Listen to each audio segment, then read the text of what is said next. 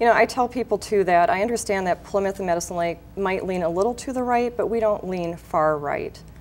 We carried Klobuchar, we carried Obama, we voted in both Democrats and Republicans. Most everyone I talk to says that they vote for the individual, not for the party. Democratic Visions is produced by volunteers for DFL Senate District 42. Audrey Britton is running for office for the first time as a DFL-endorsed candidate for House Seat 43A. She wants to be the voice of Plymouth and Medicine Lake voters in the Minnesota House of Representatives. Audrey Britton, welcome to Democratic Visions. Well, thank you for having me. Now, I know you've got a wide background. You work in business communications, you've worked in public transit, and you've worked with Fortune 500 companies. Tell me a little bit about the work in public transit. What were you doing? Well, I was the assistant administrator and the marketing director for about 7 years. It's an opt-out transit system, a transit system for the suburbs, 6 suburbs south of the cities. And it was a great opportunity to get to understand how government works. I built relationships with our elected officials. I answered to an elected board, worked with the Met Council, worked with MnDOT, had a chance to even meet James Obastar. Tell me about your family. We have 3 children. Myself, I was born and raised here in the metro area, so I get to say that the metro area grew up around me as I was growing up, and married someone from Colorado, but our 3 children all went through the public school systems right here in the metro area. Have you done volunteer work in the community over the years? My staff jokes with me, my team jokes with me and says, I've done so much volunteer experience it doesn't fit on our brochure. That's funny. What about St. Paul? Do you ever get over? Have you ever gotten over to the legislature to do any work over there? Yeah, as a concerned citizen, I ran across a group of people that were working on a bill. Can I interject? Oh, sure. Concerned citizen. So I assume that was on a volunteer, not as a paid lobbyist or anything like that? Oh, no. It was more volunteer work. So as I was doing some volunteer work and some research, I ran across a group of individuals that were trying to get a bill to the floor, and I thought it was a worthy cause. It, more than anything, was bringing Minnesota in line with the rest of the nation. Many other states had passed similar legislation, so I got to testify, I got to speak in the rotunda, and eventually the bill passed. That bill was about child support, and what we were doing is we were bringing our current laws into alignment with what other states were doing throughout the nation. Minnesota had fallen pretty far behind compared to where the times had come. Now, was that something that you looked only to Democrats to support? No, definitely worked across party lines. This was a nonpartisan bill. And quite frankly, in the beginning, most of the legislators were pretty resistant to making any changes. And working with them one-on-one, I was able to convince them that this was a good thing to do, and like I said, eventually the bill passed. I'm well aware that running for the legislature is very much of a time-consuming exercise. Why did you decide to run, and why are you challenging the incumbent Sarah Anderson? You know, it's pretty simple answer is that we need someone who represents the people of Plymouth and Medicine Lake, and I see this as public service. I'm not a career politician. I'm running against a career politician. So when let me interject. Oh. I've looked at her website. I don't see that she's ever been in private employment before. Am I wrong about that? No, my understanding is she has worked for the Republican Party since she left college. She was on staff, and then eventually for the past 2 terms has been the representative for Plymouth and Medicine Lake.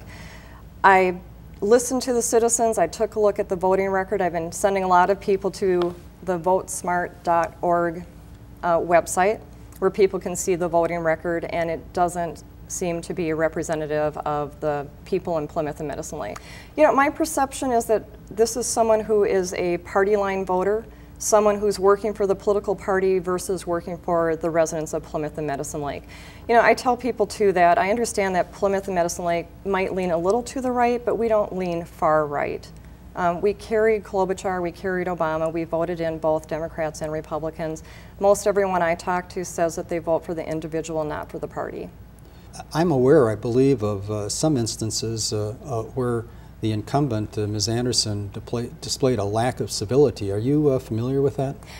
Well, that's another reason that I'm running.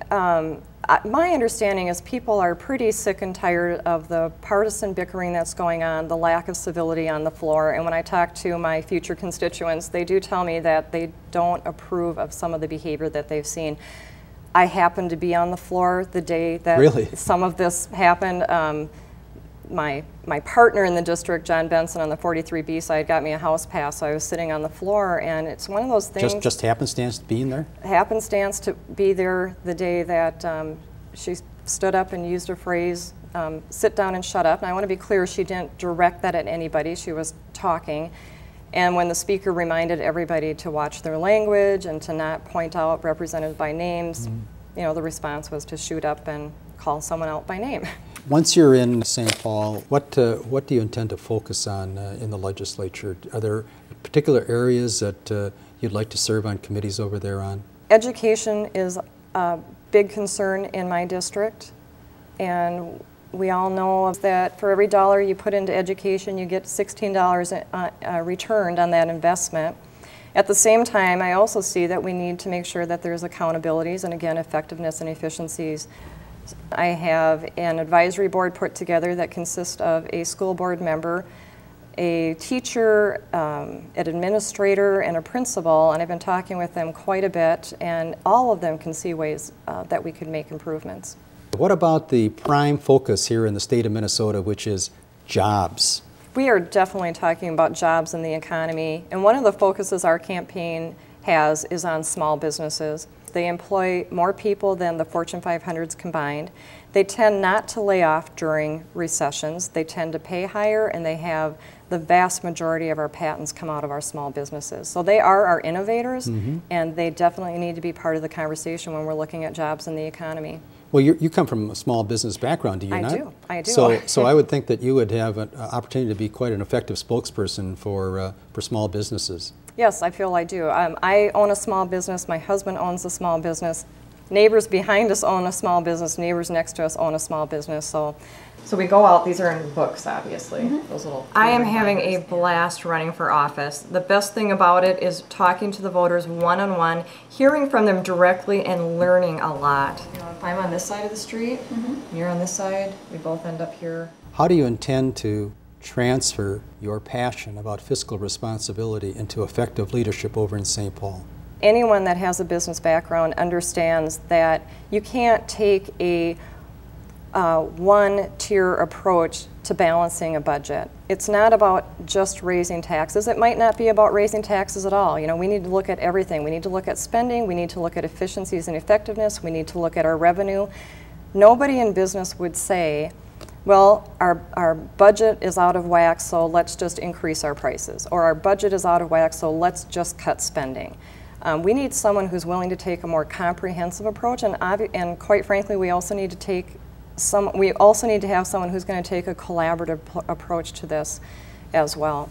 I have said I will work with anybody who wants to roll up their sleeves, focus on solutions, and get the job done. Well, I wish everybody over at the Capitol had that same attitude. Thanks for coming by. Thank you so much. Democratic Visions is produced by volunteers for DFL Senate District 42. Norbert Gurnis, Chair.